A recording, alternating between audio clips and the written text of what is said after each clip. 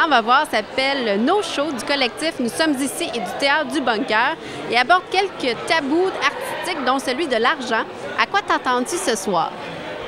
Écoute, à chaque fois qu'on parle d'argent, moi, j'ai déjà mal à mon âme, tu sais. Donc, j'ai très, très hâte de voir la réflexion que cette troupe-là a fait sur l'argent, sur la manière dont on vit avec le concept de l'argent aussi. D'entrée de jeu, avant même d'assister à la pièce, on avait à se mettre dans une situation de choix par rapport à l'argent. C'est-à-dire que c'est nous, le public, alors on choisit nous-mêmes le montant qu'on veut attribuer au spectacle qu'on va aller voir. Et à partir de là, on va débourser ces sous-là au guichet. Je pense que c'est une comédienne qui m'a remis le ticket, le billet, et je cochais la case. Je pense qu'il y avait comme 5 ou 6 choix. Ça allait de 0 $, imaginez les gens cheap qui vont mettre 0 $, à 123, je pense. Puis ils font des comparaisons, genre 0 $ égale la messe du dimanche, 123 $ est égal à un match de hockey professionnel. Donc ça, j'ai trouvé ça intéressant de voir les différents montants. On coche dans un isoloir pour pas que personne nous voie le montant qu'on veut attribuer au spectacle qu'on s'en va voir. C'est drôle que dans le concept, on nous place dans cette posture-là comme spectateur, à briser en quelque sorte le tabou de l'argent.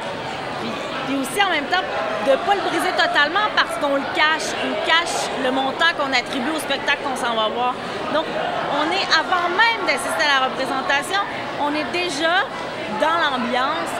On est déjà en train de se poser des questions comme spectateur sur le sujet qu'on s'en va voir. Ce soir, je suis un peu le centre nerveux du spectacle. Sans moi, ça va être social. Et si j'étais voté, c'est vraiment niaiseux, mais j'ai dit que j'allais montrer mon pénis. Vous avez sans doute remarqué, moi et Sophie, on a préparé des hot dogs avant la représentation. François Bernier vous a parlé d'une gageure tantôt. I'm the show. I'm the shit. Claudia, tu viens tout juste de sortir du spectacle. On aimerait savoir tes impressions à chaud. À chaud, vraiment. Puis je vais vous dire, là, je sais pas trop, c'est toute une bébite là, à laquelle j'ai assisté.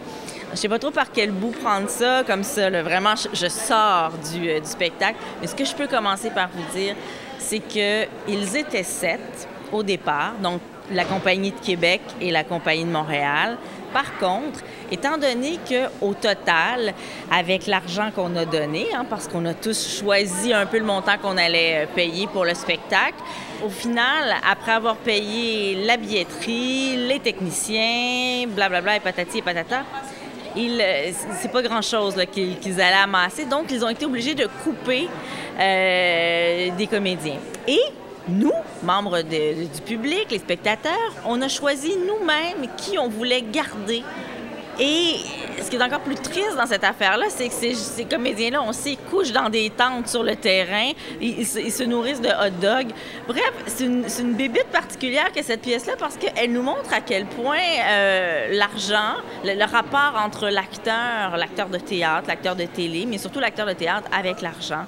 Alors, ça m'a touchée beaucoup. J'ai beaucoup ri, je dois le dire. On a fait élire des acteurs incroyables. Ils sont très, très drôles, des belles réflexions. J'ai trouvé que c'était brillant comme manière d'orchestrer le propos. J'ai trouvé ça intelligent et très audacieux. Et puis, je dois dire que c'est mission réussie pour le No Show.